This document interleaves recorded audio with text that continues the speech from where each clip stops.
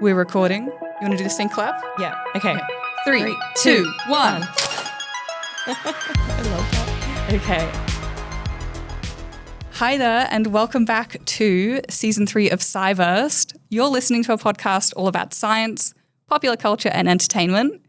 This podcast is for everyone, no matter if you're an aspiring podcaster, a producer, or a placemaker. We are your hosts, Ella. And Isabel, two science communicators and solarpunk enthusiasts taking this podcast on a journey into hopeful futures.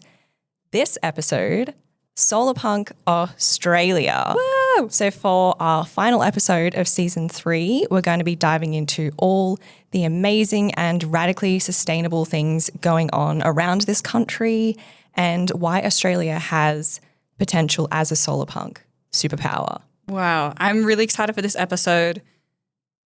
So keen. But before we dive into it, it's really important that we acknowledge that this live episode of SciVersed is being recorded on Ngunnawal and Ngambri country. Dowra Nuna, Dowra Ngunnawal, Yungu, Nali Manyin, Duni Manyin, Ngunnawal Wari, Dowwa Wari, Dindi, Wangirilijin Yin. This is Ngunnawal country. Today we are all meeting together on Ngunnawal country. We acknowledge and pay our respects to the elders. We extend those respects to all traditional custodians of the land you're listening to this episode on. We acknowledge any traditional custodians in the room with us. And if you don't know whose lands you are on, today is a really great day to find out and connect in with that culture and country. Mm-hmm, absolutely. And on that note, I wanted to add, because of the topic we're talking about today, that a true solarpunk future in Australia can't happen without reconciliation, without truth-telling and valuing and centering Indigenous knowledges and voices. And an Australian solarpunk future only works if we build those bridges, and that starts with learning whose lands you're on.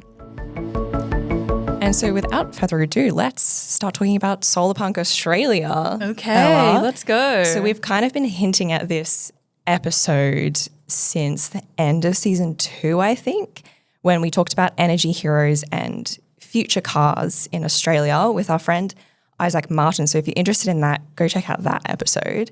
And we've also been hinting at this episode all throughout this season in various formats.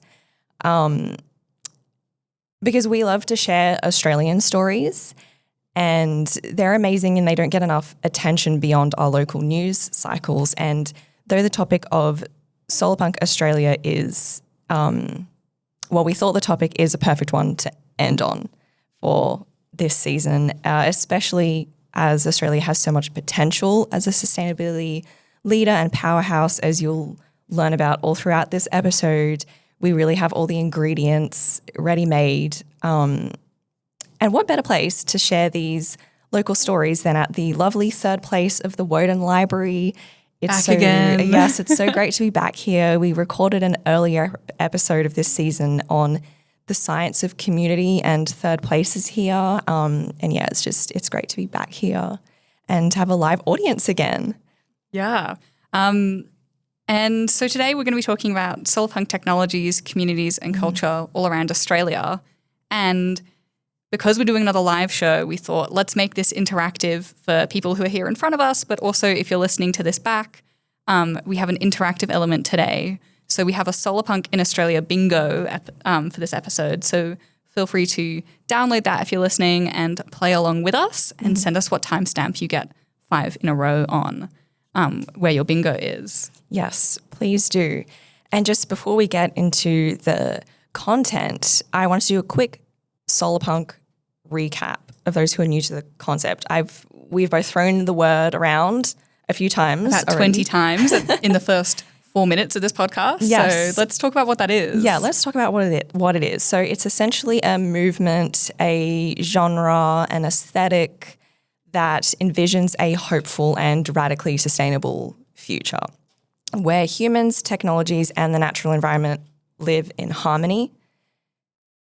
It's an alternative to dystopian visions of the future.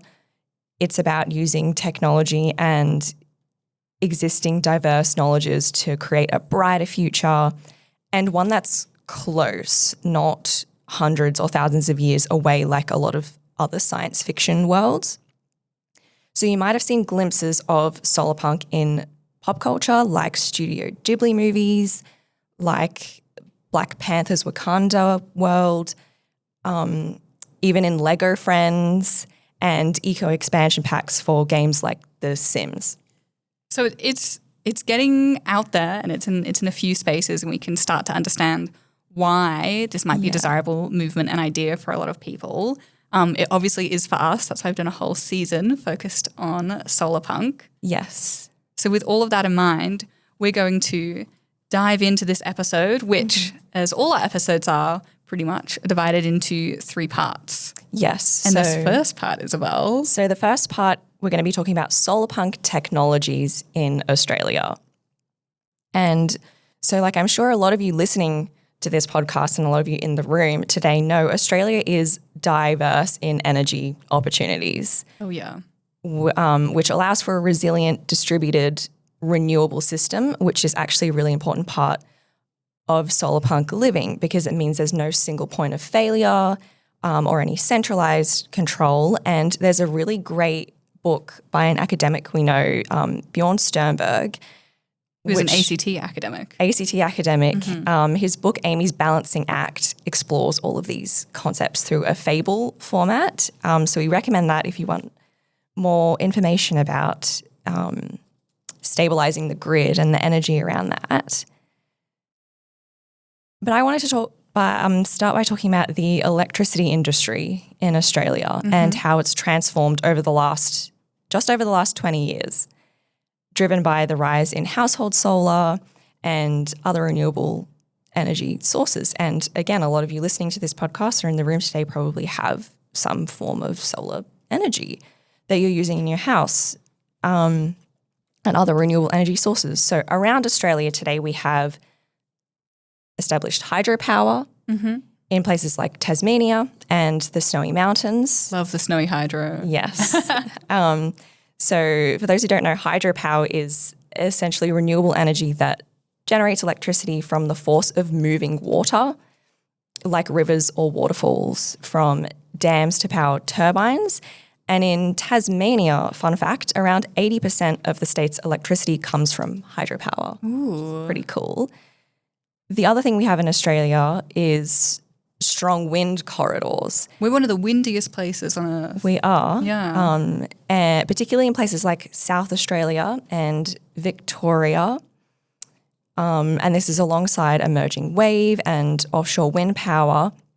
So wind energy is another cornerstone of Australia's renewable sector, generating over 30% of our clean energy and over 13% of our electricity as of 2024. And of course, we have to talk about the sun. We have an abundance of solar power in Australia. Sun is such a huge part of our cultural identity because we have so much of it, which makes us particularly solarpunk aligned. What's that phrase? Sunburnt country? Yes. Yeah. Yeah. And we have the Sunshine State too. Sunshine Queensland. State. So we're actually the global leader in adoption of rooftop solar per capita, with about 1 in 3 homes equipped with solar panels. So that's pretty cool. So kind of like 1 in 3 homes. Yeah. Yeah. Homeowners. So ask your friends, see who has it.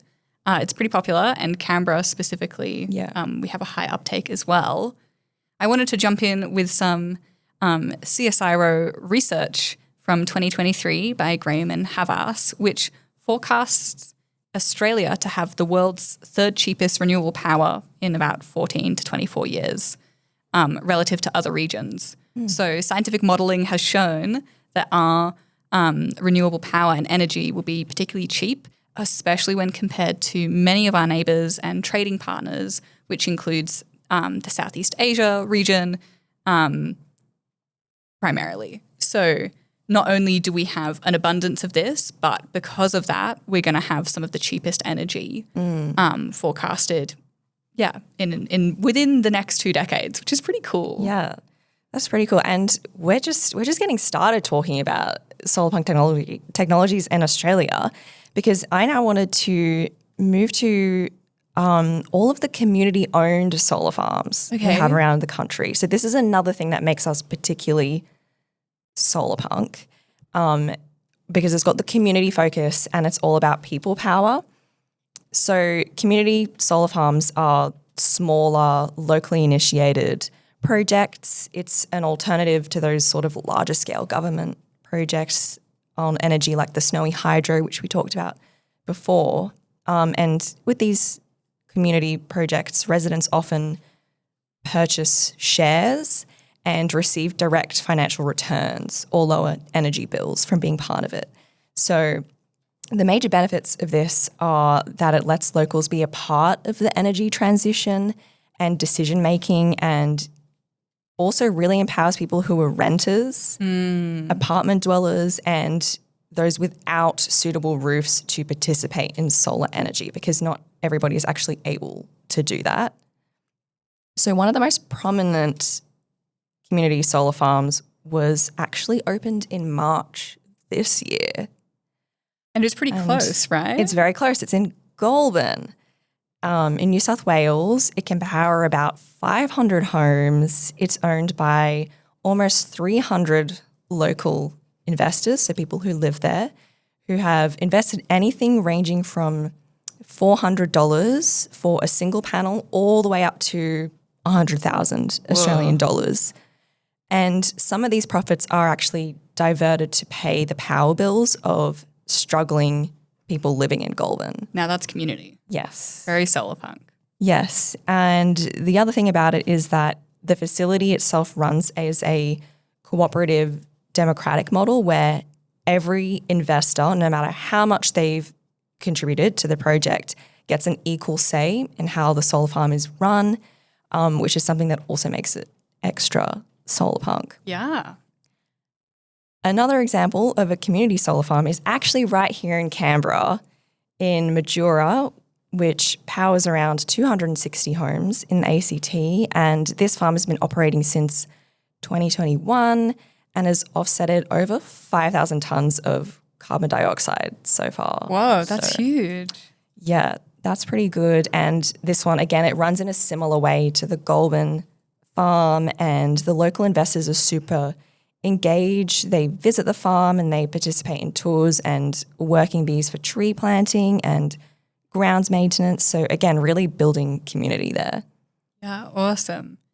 So I want to transition us away from talking about, pure sustainable energy, which I think is a pretty fundamental leap in the Solarpunk movement, to something that might be a little bit left from center that you may not think of as Solarpunk, but I think really fits, particularly that DIY and punkification and, reusing and recycling aspect. And going from clean energy to the opposite, let's talk solarpunking it up with what is left behind in mining towns. So there is this thing called Broken Hill string that we found out about from one of our friends, Mark Thompson, who is a brilliant Australian inventor and designer and tinkerer extraordinaire. And this is what he says about it. He says, "I've been on the track of Broken Hill string, which is the wire used in the local mines to set off explosives. Once used, it's often discarded and taken home by miners who find literally hundreds of uses for it. It's a sort of predecessor to cable ties. And he found that there's a great sense of pride in local resourcefulness here, and a slight annoyance from the older miners that Mark spoke about, who talk about the general wastefulness of modern life. So in Broken Hill, people are using these old discarded mine wire to lace up shoes, to tie things to farm gates, to literally do so many different things with. And it's really going into that repair and recycling aspect that we love about Solarpunk, that uses materials we already have in another way. And lots of these building techniques are really quite clever. And this kind of got me thinking about Australian practices of repurposing string and how they can be linked all the way from our first people's fibercraft, where string is twisted, braided, and woven out of plant materials, and it becomes really durable, And, you can link it to even modern hay bale twine, the twine that's, surrounds and keeps hay bales compact, which I've seen used for literally almost anything on farms. Like if you can use hay bale twine for it, you will, because it's free and you always have it with you. I've also seen recently people repurpose guitar strings. Sometimes they turn them into jewelry because, kind of once they snap, they're no good for guitars. And I even saw a story about repurposing of string recently in the ABC. So get this, there's a woman in Victoria who turns and collects all of her tea bag strings and she knits them into scarves. Wow. That's incredible. And I just think, this reusing and repurposing is the type of solarpunk creativity that I love to see. And I think, that's quite an Australian link specifically to string throughout hundreds of years. So that was quite a cool connection. Yeah, that's a great one. And yeah, the repurposing, the upcycling is a very solarpunk thing because of the DIY, because of finding new ways of using technologies that we don't need anymore, have lost their original purpose. Yeah, that's super cool, especially the tea bag one. That would take such a long time though. Yeah, but think about how many cups of tea we drink between us. That's true, yeah. You would have so many tea bag strings so quickly. Yeah. Depending, how many cups a day you have. And then maybe it even reinforces you drinking more because you can repurpose the strings. Yeah. Cool. I love that you found a link to tea somehow. Look, if it can be done, I'll do it. Yeah, cool. Okay, I've got another kind of solar technology in Australia that I wanted to talk about that I think everybody's going to love. And some of you might even have in your backyards right now. Yes, which is the Hills Hoist clothesline. So this might not sound solarpunk at first, but hear us out. Using a clothesline and the sun and wind exposure to dry your laundry is actually still a radical idea for other parts of the world. Which is crazy to me. Yes. So, for example, in places like North America, where clothes dryers are still relied on all year round, and so it is a weird concept to be hanging up your laundry outside to dry in the sun. I have seen a piece from Oprah where she presents solar drying as this new type of technology to try and excite people to hang their stuff, up in their gardens or on their balconies. And I remember watching it as a child and I was like, Mum, why are they pretending like this is a new idea? But, culturally, I think in Australia we're quite used to hanging things outside in part because the Hills Hoist is so iconic. Yes, yeah. So using a clothesline is completely normalised here and you're honestly seen as kind of weird if you don't use one and if you don't hang up your laundry. And it's one of those examples of solarpunk where you're finding a way to work with nature as well and not against it. So how are some other ways you can use the sun and the wind to help you? And the Hills Hoist design is one of Australia's most recognisable pop culture icons. It's used frequently as a metaphor for Australian suburbia, so much so that it's now actually listed as a national treasure by the National Library of Australia. Wow. And I also wanted to mention here something that I only discovered recently is its iconic appearance at the 2000 Sydney Olympics during the closing ceremony, I believe, which featured giant roaming Hills Hoist robots throughout the ceremony. And that brought that to the rest of the world because, everybody who was watching the Olympics. And I really think alongside the sun, the Hills Hoist could be considered a symbol of Australian solarpunk. And the Hills Hoist that I grew up with was even green and gold, like green and yellow. So it was even in green, Australiana colours, which is so funny. Yes. And I also wanted to add that I recently found out in Scotland they call them whirligigs. How fun and delightful is that name? Yeah, I like that. Very whimsical. Very whimsical. I mean, they are whimsical too. Just putting the clothes out on the whirligig. That would make me want to use it more. So I think if we need to start a campaign, that's what we can build off of. Yeah, no, that's great. So thinking about some sort of other solarpunk technologies in Australia, I wanted to talk about architecture. Okay, tell me more about that.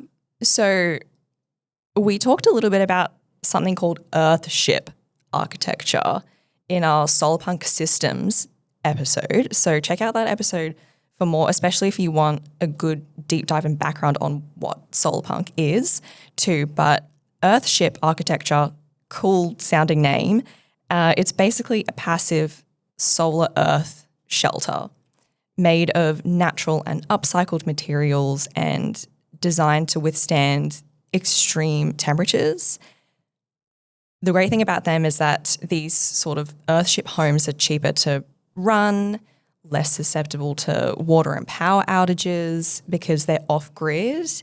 And like I said, the materials used also increase their resilience to natural disasters.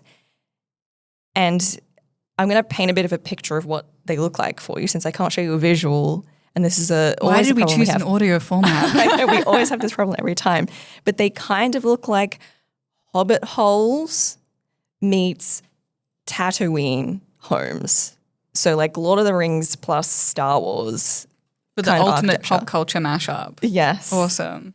And we actually have a few examples of Earthship homes around Australia. They're still very new, but there are a few around the country. So the first Earthship home in Australia with council permission was completed 10 years ago in 2016, just a 40-minute drive southeast of Adelaide in South Australia.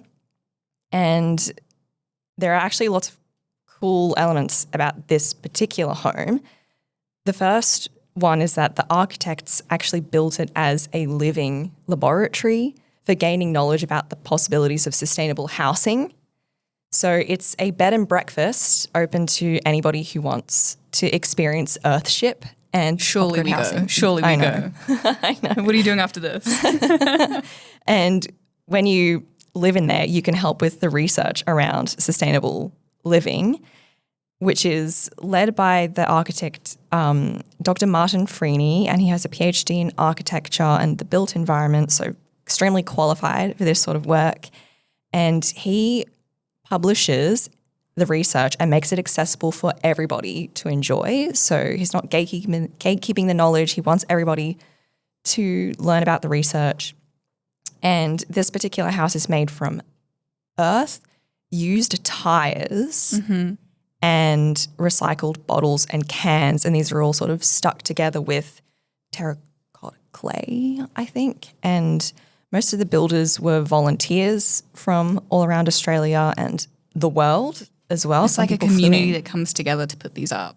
And if you have experience in it, you'd like to go around and make more of them with other people and encourage others into this community, right? Yeah, exactly. And everybody who was coming, most of them actually didn't have much building experience at all. They just wanted to be part of it, and they really had a passion to try something new and connect with people and encourage sustainable living and innovation, which is what Solarpunk is all about. Another example of this sort of architecture is more recently in July 2025, so last year, a couple in Tasmania built 2 Earthship houses with recycled bottles and help from a whole bunch of strangers.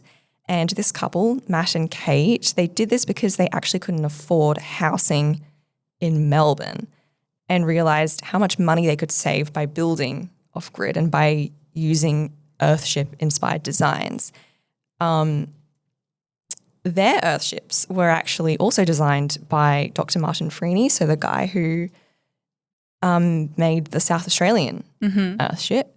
And his designs were also, importantly, adapted to feel more modern and fit the climate of Tasmania, which is much Very different. Yeah. It's a lot cooler than South Australia. So instead, they used a concrete foundation instead of earth for the floor so that it would retain more heat. And they also used rammed earth walls instead of the soil-filled tires that are usually used for the Earthships. The houses also have a sunroom that doubles as a fruit and veg greenhouse fed by recycled grey water, so that's leftover water from sinks, showers and more, and also has a solar system and water tanks. Yeah. So it's pretty cool. High tech, low tech. Yes. Yeah. And there's also some Earthship homes in a New South Wales village, which actually brings us to our next section. Okay. Which is all about solarpunk communities. So we're moving away from individual aspects of the technology that we see in Australia to the communities that kind of surround and build them. Yes. Yeah. So we have budding solarpunk communities all around Australia. These are communities that aim to be more environmentally and socially sustainable as a whole, and they incorporate some of the technology and architecture we've talked about so far, plus more solarpunk elements. Yeah. So let's start about talking about solarpunk communities with the broadest community we have in Australia, which is the whole country, and the community of everyone who lives here. So Australia, you may or may not know, we are currently targeting to reach net zero emissions by 2050, and we have a halfway target kind of reducing our emissions by between 62 to 70% by 2035. So, only less than a decade away now. And our government says that this is both achievable and ambitious. And they say it's achievable because we've got pretty good policy foundations, because we have the natural energy resources we touched on earlier, the sun, the wind. It's achievable because we have the critical minerals needed for clean technology infrastructure and technologies, kind of like we spoke about earlier with the batteries. And we also have technologies like solar panels, wind farms as well to back that up. And our Australian net zero plan identifies 5 priorities to guide our transition to net zero. And they've done this with the acronym CLEAN, which I just think is something nice they threw in for us. They didn't need to. So this acronym CLEAN includes clean electricity across the economy, lowering emissions by electrification and efficiency, expanding clean fuel use, accelerating new technologies, and net carbon removals scaled up. I think they really, really struggled with that last one. I can tell. And these are all really great in theory, how that's driving, the whole community of Australia here. But some of the ways that we will achieve net zero are yet to be concretely mapped out. And there's still some reliance on carbon offsetting credits. And all of our plans exclude international shipping and aviation. So it's looking good, but there is still a lot of work here to be done for Australia to be net zero, sustainable and solarpunk. But there is lots of hope because these are great foundations. Yeah, there absolutely is. And so that's kind of Australia as a whole, the whole country. Let's zoom in. Let's zoom in. And we're going to start by zooming in to New South Wales, like I briefly mentioned before. So there is a solarpunk community in a place called the Narara Eco Village in the Central Coast of New South Wales. And this village has Earthship architecture, like we talked about before, alongside other sustainable housing with solar panels connected to a smart grid and a battery to store and use excess power. It's a small community and it's made up of around 235 people aged from newborn baby all the way up to 80 years old, and includes plumbers, bankers, property valuers, landscapers, social workers, midwives, and various other career professionals.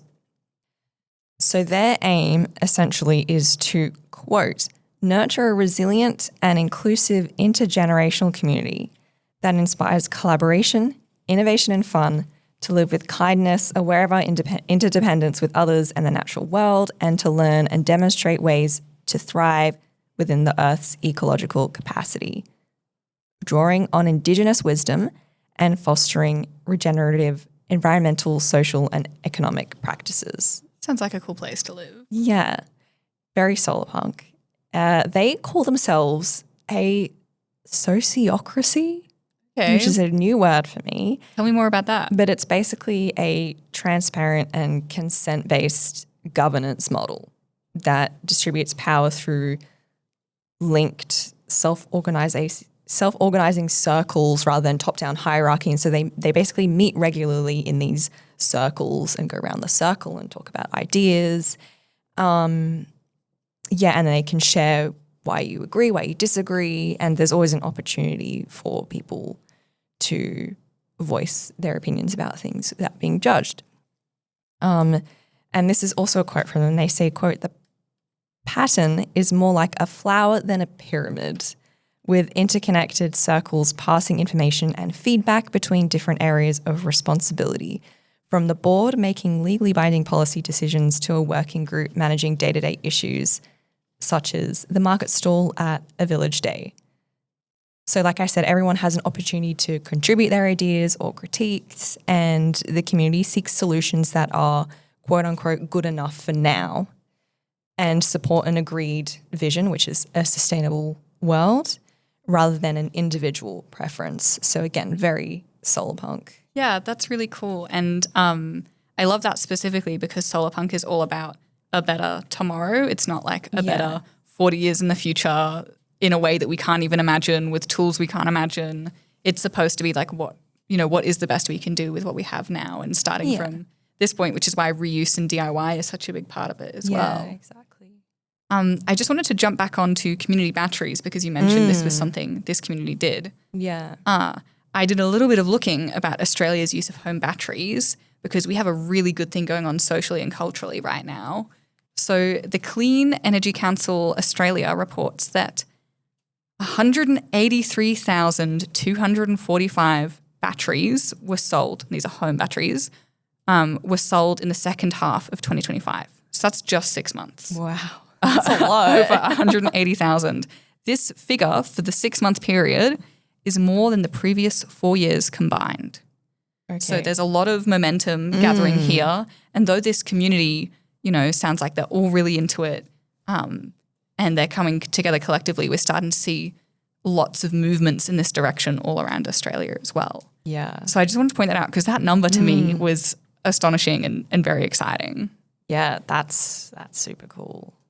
And it's only it will probably get bigger as well, and more exponential. I do have another solarpunk community. This one is in Queensland. Okay, I love this little trip we're doing around Australia. Yeah, so in the Sunshine Coast, it's called Crystal Waters. It's an eco-village. It's actually Australia's longest running permaculture community. Okay. So it's been running for nearly 40 years. And what's permaculture again? So permaculture is a type of regenerative agriculture that focuses on working with nature rather than against it. So very solarpunk. And also focused on observing natural patterns to then inspire efficient and self-sustaining systems, especially ones where waste from one component can become fuel for another.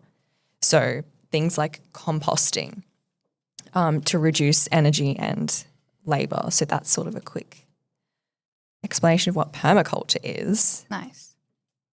So again, it's a small village. It has about 250 residents. That number is very similar to the last one. The last one was 235 people. Yeah. That makes me think of, have you heard of that theory that the size of the human brain correlates with how many friends we can have, and that kind of evens out to about 250? And there was a study done a few years ago where 250 was the average amount of Facebook friends. Oh my gosh. And they calculated that based on like cranial capacity. So maybe there's something in that, and that's like the number. That's the perfect number to have these little eco villages. That's so interesting. Yeah. Wait. Oh, I think you're onto something. Okay. More investigation to happen here. Yeah. Something I wanted to point out about this eco village is that only 20% of the land is actually taken up by residential lots. And so the remaining 80% is regenerative forests and common land people can license to do projects like micro dairies or bamboo farms or other sustainable DIY things they want to make come to life.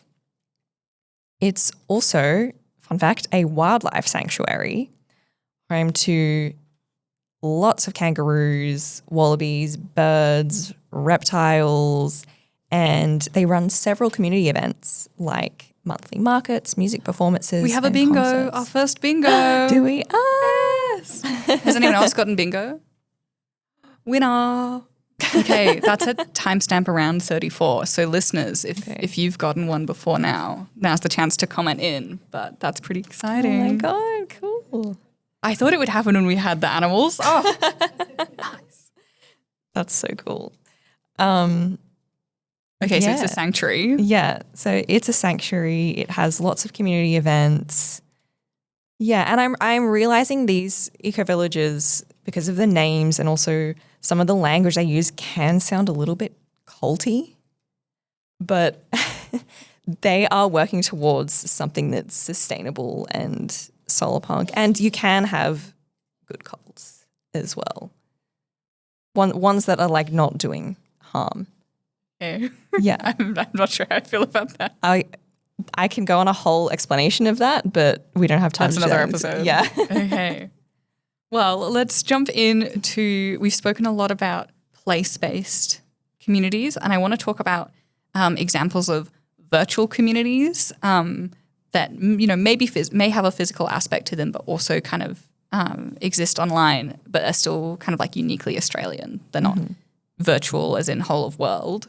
Yeah. So I know we've spoken about it a lot, but we've got this virtual community popping up in the gaming world with Loftia, which we've spoken about a lot. It's an upcoming Solarpunk MMO, so a massive multiplayer online game, and the co-developers from Cloud Games are Sydney-based. So I think we're going to see a big virtual Solarpunk gaming Australian community come, which is a lot of things, but that's really cool. I also recently heard about a NARM, or Melbourne Solarpunk meetup group, and they recently ran a Reclaiming the Internet for Humans session, which is really cool.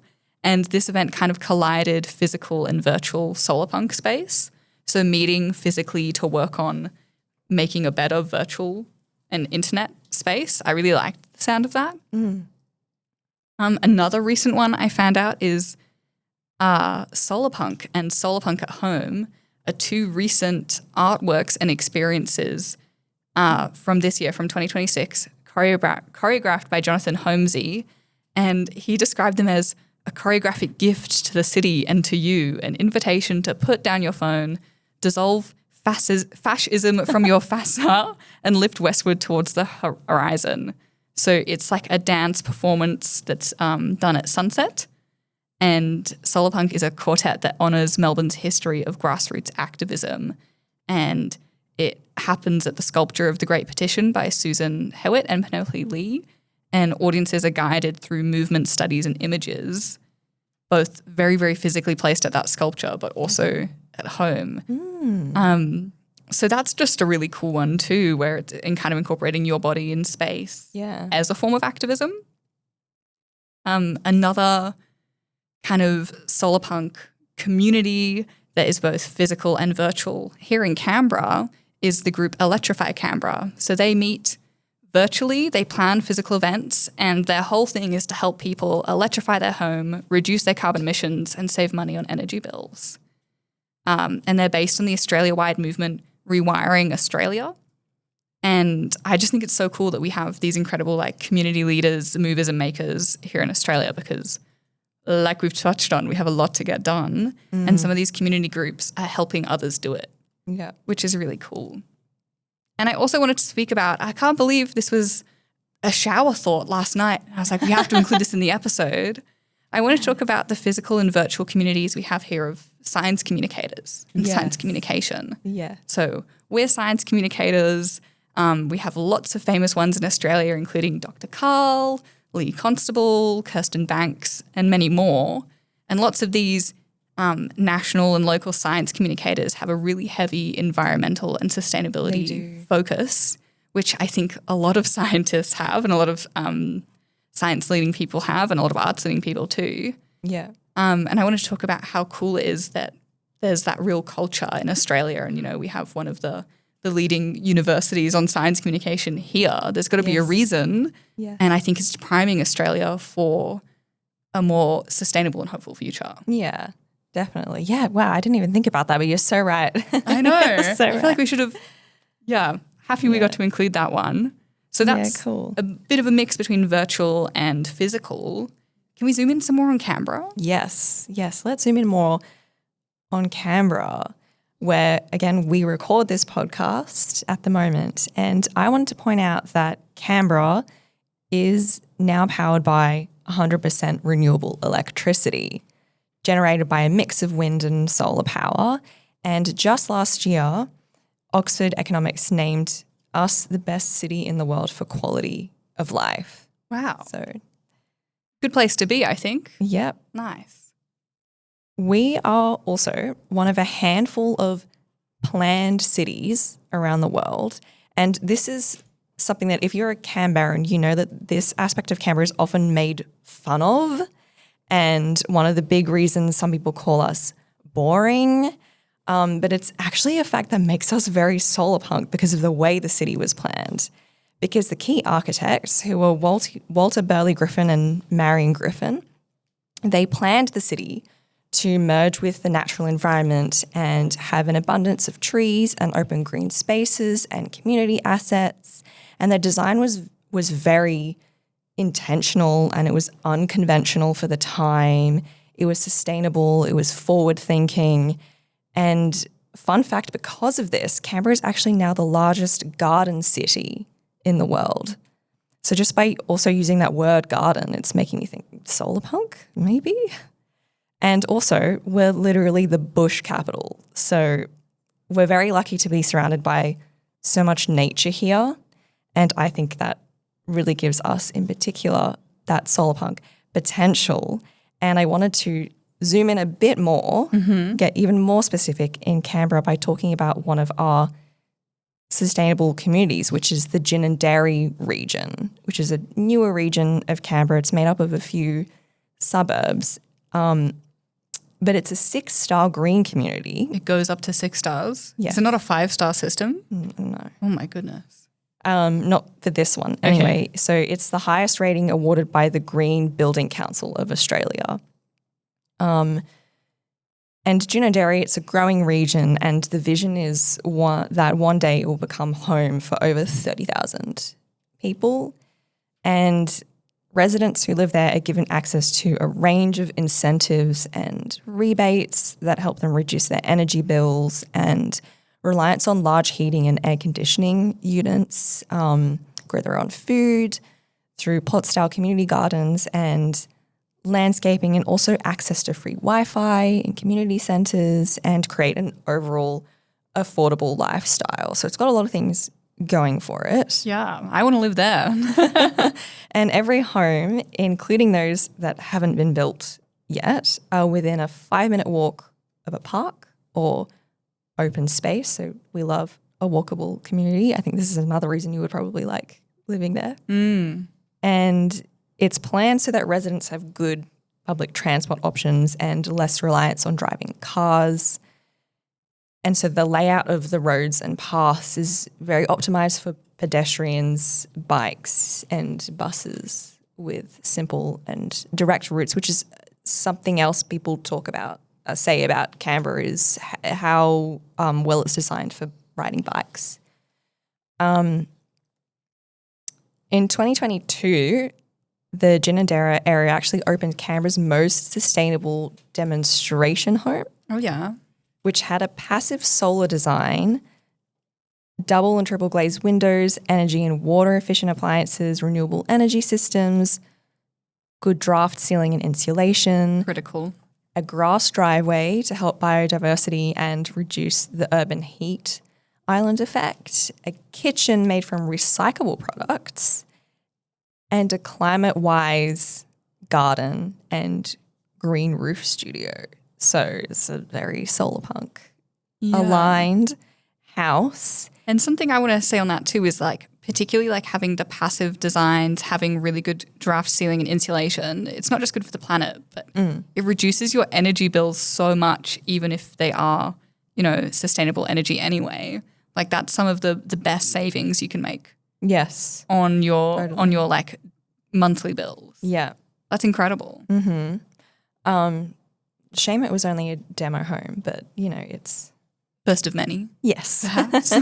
And in another Solarpunk move, Gin and Dairy are actually in the process of launching a tool library where residents can borrow tools and equipments like drills, gardening tools, sewing machines, and lots of other tools for low cost without needing to purchase them. And store them. Yes. And the concept of a tool library is also something that's very solarpunk and appears in lots of solarpunk stories and fiction. And speaking of tool libraries, here in Canberra, we also have something called the Canberra Community Toolbox, which is in Watson. It's a nonprofit, and it's essentially a equipment library offering hundreds of tools for activities like DIY and crafting and cooking.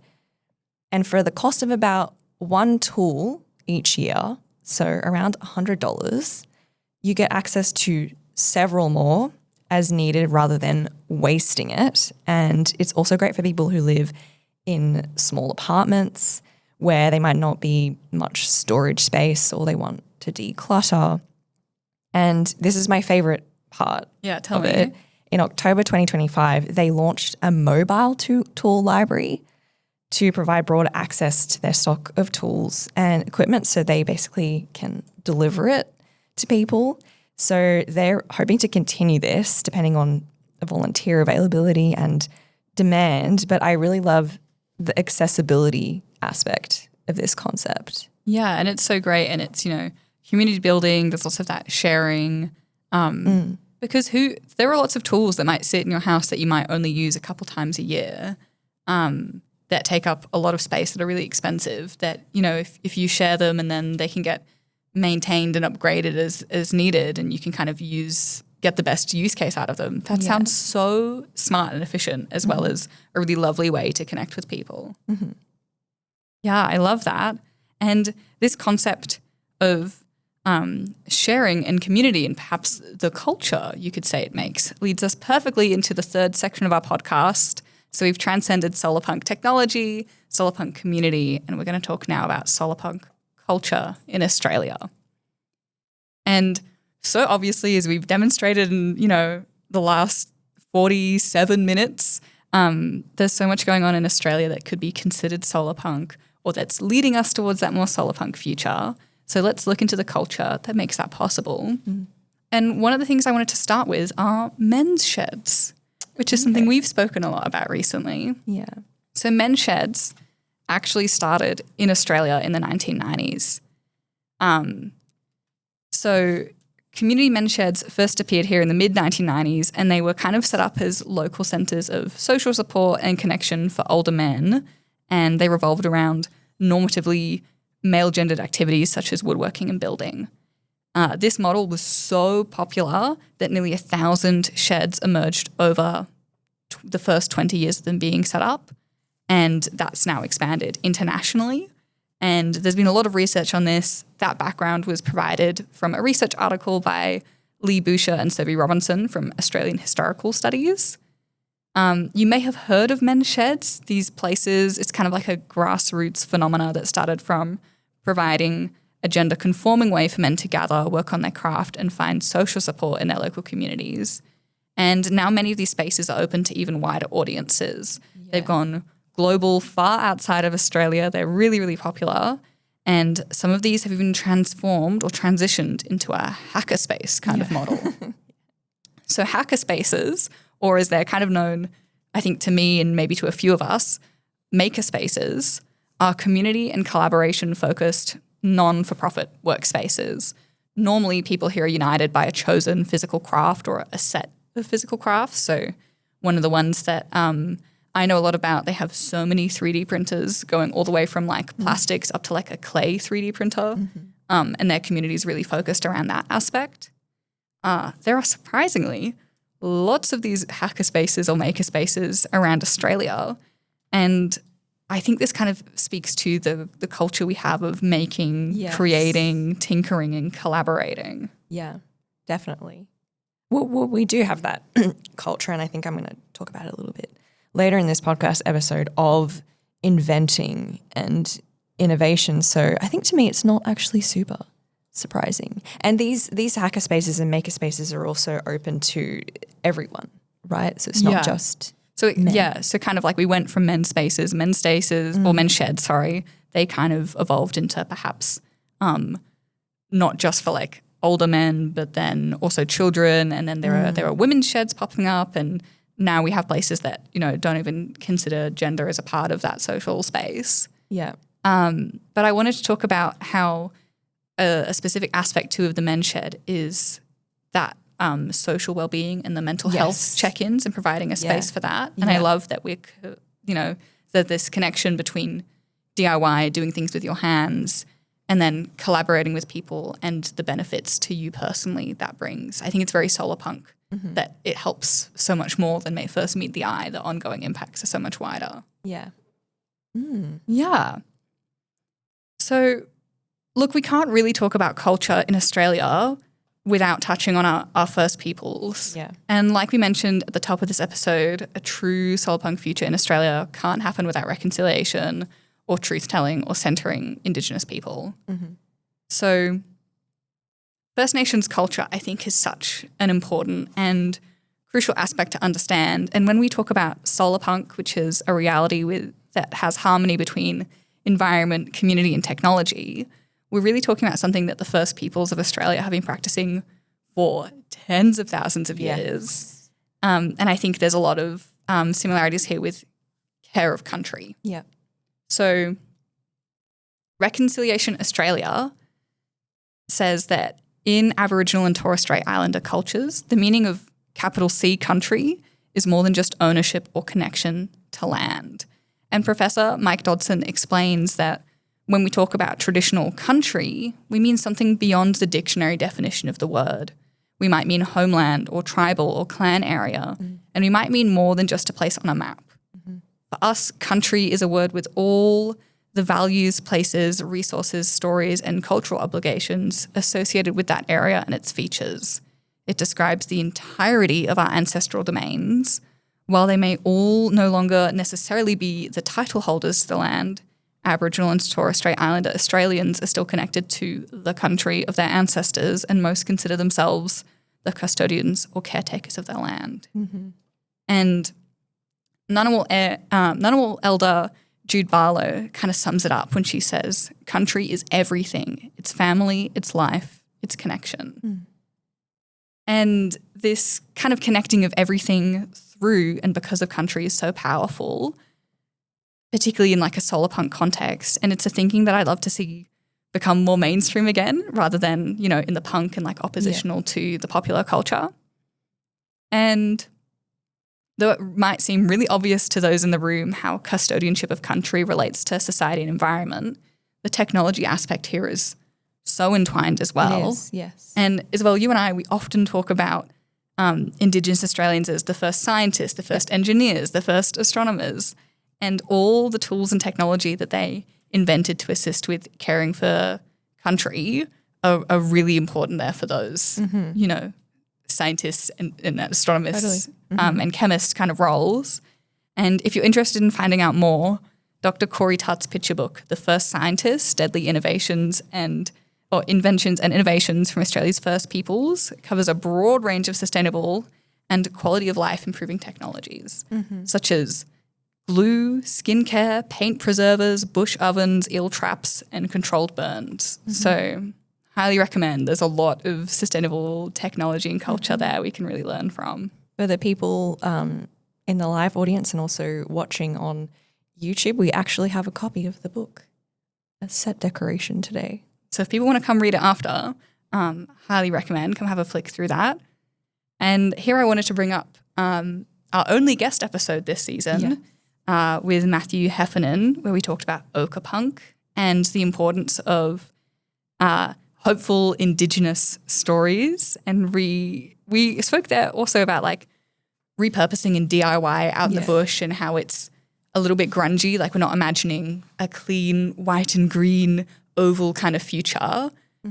We might be imagining a future a bit more like bush mechanics where you're out in the bush solving problems, DIYing. And we spoke a lot about how these stories are kind of needed, particularly with that First Nations lens on them. So a lot about it then, but I think, can't talk about the culture in Australia without talking about the culture that, we're building on now, even if it,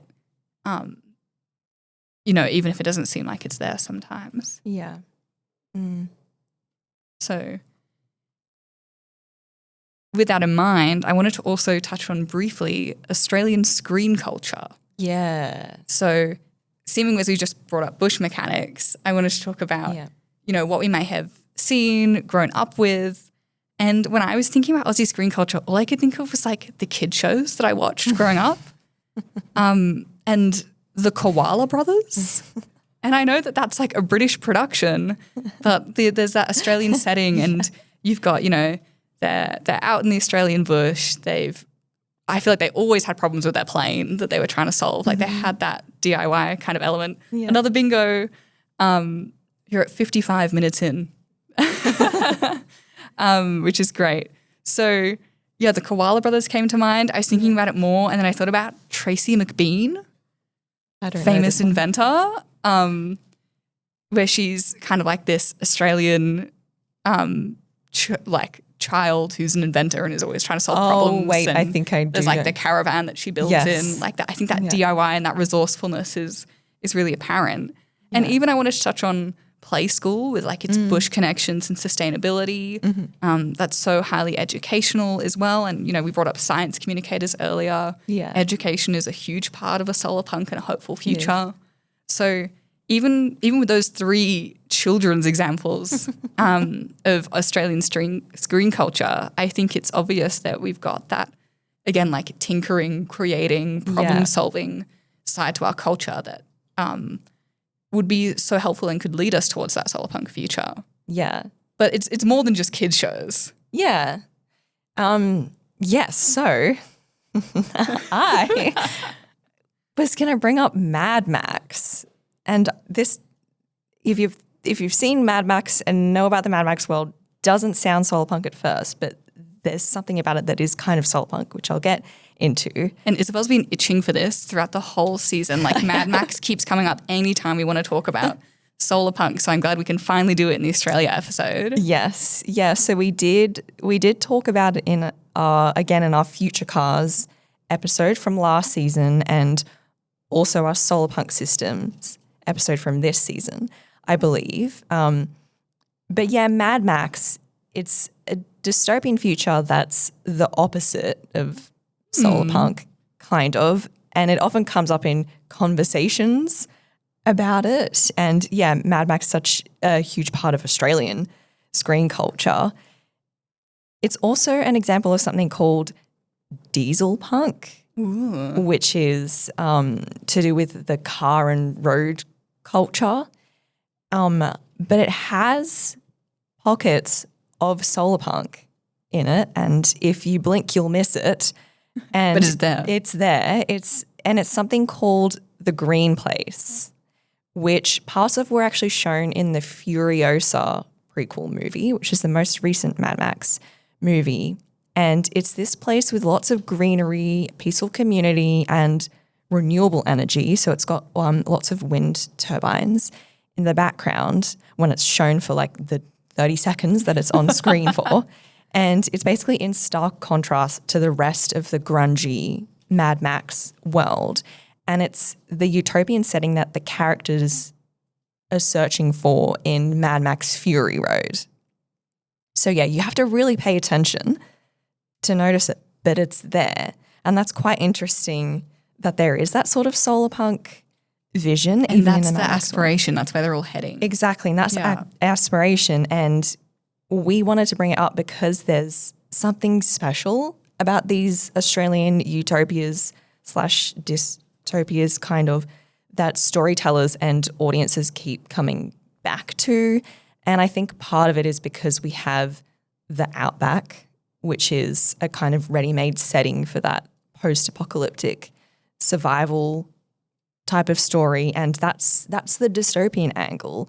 But then the hope part of these stories, I think, comes back to our connection to the sun, to the bush and knack for innovation, which I said I was going to expand on a bit more earlier, because in Australia, we invented Wi-Fi, we helped with the invention of Google Maps, we invented cochlear implants, and that's not even touching on all of the incredible enduring First Nations inventions and knowledges.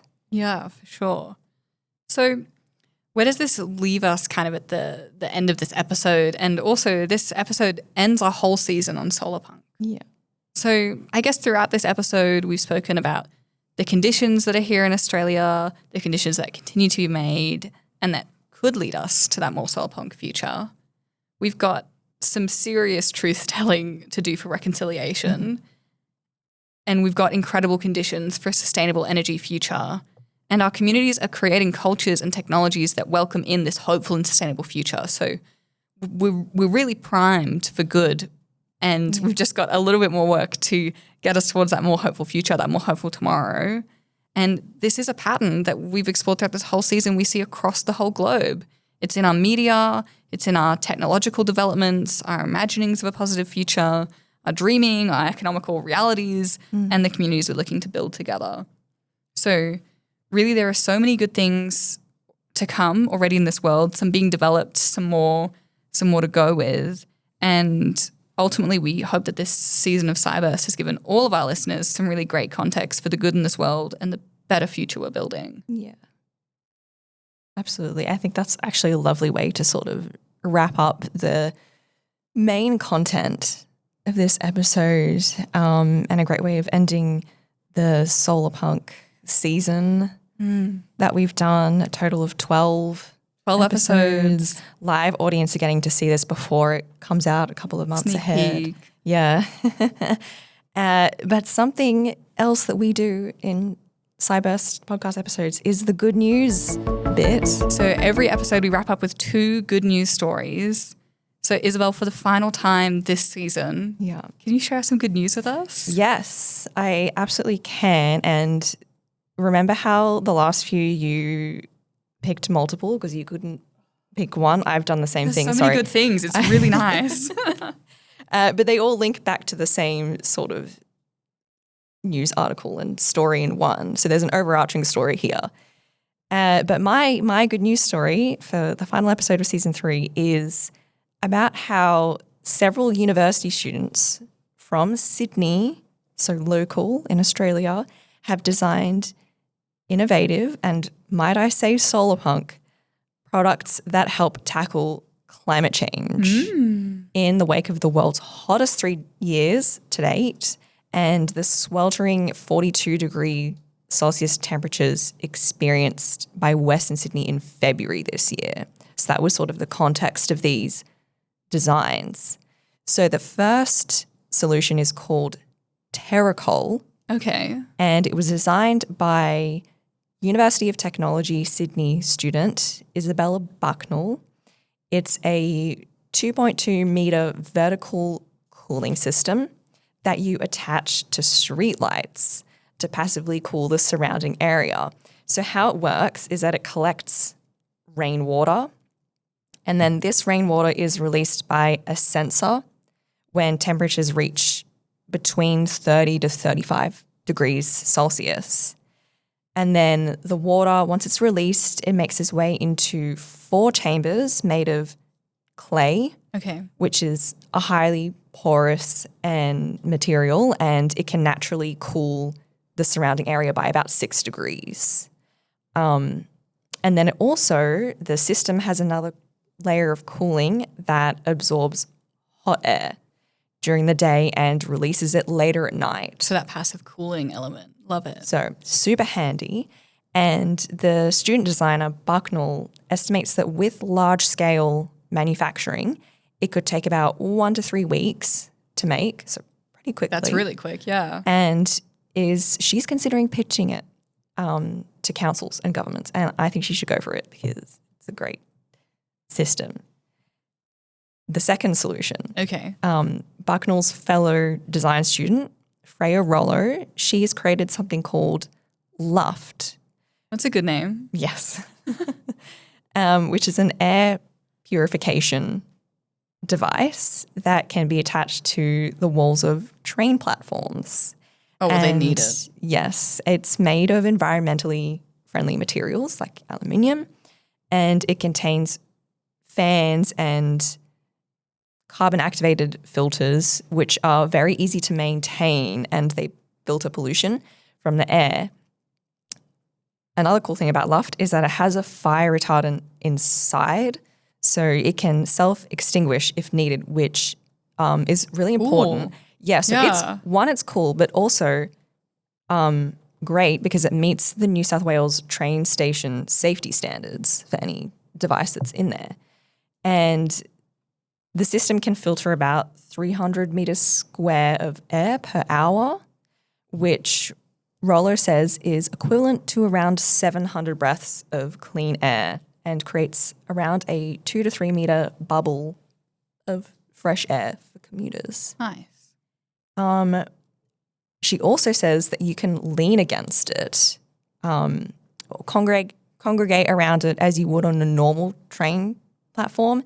And while you're doing that, it's purifying the air. So it's multi-purpose. So not only is it purifying the air, but you can also use it as something to like lean on if you need a bit of a rest. And the last one, if both those inventions weren't good news enough for you, another group of students from the University of Sydney have designed something called the Canopy Project for bus stops in Western Sydney that lack shelter and seating and shade. And so what they've done is created a 3-tiered solution to fit different space requirements because there's lots of different bus stops that have different needs depending on the location. Mm-hmm.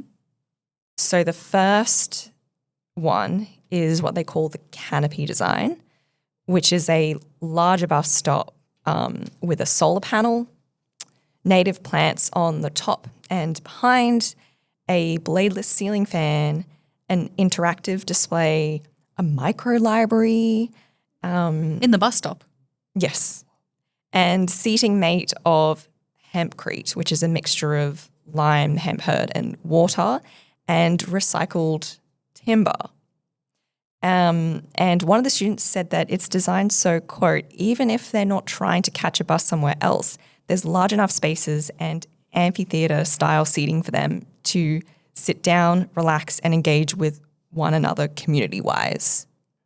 Cool. So love that. So that's sort of the largest design that they have. The second one is the slightly smaller sapling design, which has a solar panel, also has a bladeless ceiling fan and an artwork by a local artist. So love that. And then the third and smaller solution is the seedling design. The names are so nice. I know. And this one has a button-controlled adjustable shade with a solar panel as well as a circular seat, again with an interactive display attached where possible. And I love the idea in all of these inventions, so not just the bus stop ones, but also the train station one and the streetlight one, of adding to already existing technologies and infrastructure. So like the streetlights, like the train stations, like the bus stops, because it's like, hey, here's infrastructure we already have. So why not find ways of upgrading and enhancing it rather than building giant new systems, which is why I'm saying they're all pretty solarpunk ideas. Yeah. And I love these are all coming from Australian students as well. Yes. Such a good way to add to this, the end of this Australian solarpunk episode. I'm going to take us for my good news story in the more pop culture direction. And my good news story is one that I'm so happy to end our deep dive into solarpunk science and popular culture on. Yeah, it was perfect timing, wasn't it? And the good news story is that the current fictional mainstream story in our media right now is a hopeful science fiction story. It's Andy Weir's Project Hail Mary. Mm-hmm. And this is going to be a completely spoiler-free description of it. So if you haven't read it, listened to it, watched it, I highly recommend, and you can do this without this, you can do that after this, and I'm not going to spoil anything major, but I am going to set the scene for you. So the sun is dimming and dying. The climate crisis we all currently face is being accelerated really quickly, but in the other direction, because soon the Earth is going to be too cold for human survival. But this is ultimately a story of hope, of humans across the world coming together and to solve this really big problem. Project Hail Mary is a story of remarkable friendships, of really like odd encounters, which I won't go into, and of a Hail Mary mission to save humanity. It's funny, it's emotional, it's clever, it's so deeply human, and unlike so many in the space genre, it really equally values non-human life with human life. And that's incredibly solarpunk too. Mm-hmm. But why is this story being popular a good news story? Because attention, critical reviews, and popular cultural consciousness is being directed towards a science-based story of hope. And that's really powerful. So Rotten Tomatoes gives this movie a 94% critic score. It's got a 96% verified audience score. It's amazing. The soundtrack's amazing. The visuals are amazing. It's made for IMAX, so you get more of the screen than less of the screen. It's grossed $300 million USD at the box office already. And I want to talk about how this wasn't an overnight success. So this is from the author and creator of The Martian, which was extremely popular. Yeah. And Ryan Gosling, who plays the lead in the movie, he held the rights to option this as a movie for years before the movie, right as the book came out. And this was really intentional. And there's this quote we've already shared from him on our socials, but I want to immortalize it into this recording. So Ryan Gosling says, "I think that's what's so special about this film and why people are having such an emotional connection to it. It's like we've been so saturated with dystopia and future narratives for the last decade to the point where it feels almost inevitable at this point. Then you have Andy sort of reminding us through his work that human beings are always making the impossible possible. That's kind of our thing." Mm-hmm. It's amazing. And this is good news because whilst not a outright solarpunk story, it builds on the trend of hopecore in popular movies, such as the recent 2025 Superman. We're seeing these worlds of color, of hope, of interspecies agency, of human collaboration and more. And ultimately, I think for us, this is really where we really want to see popular media trending. And it's great to report that this is becoming a reality. Yeah. At the end of all these versions of hopeful popular culture we've been exploring together. Yeah. Thanks, Ella. I think that was honestly the perfect good news story to end this season on. Great timing for that movie coming out, and the fact that in pop culture people are finally talking about telling those more hopeful stories and starting to move away from those dystopian visions, because I think we are a little bit over it. Yeah, I'm over it. I'm also over really like dark movies where you can't see anything happening on screen. Yes. Give me color. I wanna see the joy. I want to leave the movie theater feeling hopeful about my future, and that's what this movie really did for me. Yeah, and I think on that note, it's time for questions for our listeners to have a think about. So we'd love to know, what's solarpunk about where you live? How could it be more solarpunk? Yeah, and we want to know, after listening to this episode, what's the most Australian solarpunk thing you can think of? So if you had to pick a number one, what would it be for you? Yeah, so as always, let us know on our socials at sci_burst or via our Gmail, sciburstpodcast@gmail.com. And also, this is our last episode of our solarpunk season, but very importantly, we have plans to keep making more solarpunk content in different formats, especially on YouTube, maybe in the gaming space. Yeah, so stay tuned for that. Let us know if you have any ideas and perhaps what you would like to see. And regardless, Cyburst will return as a podcast shortly after this season. And we just want to remind you to stay nerdy, stay curious, stay hopeful, and we'll see you next time. Yeah, we will.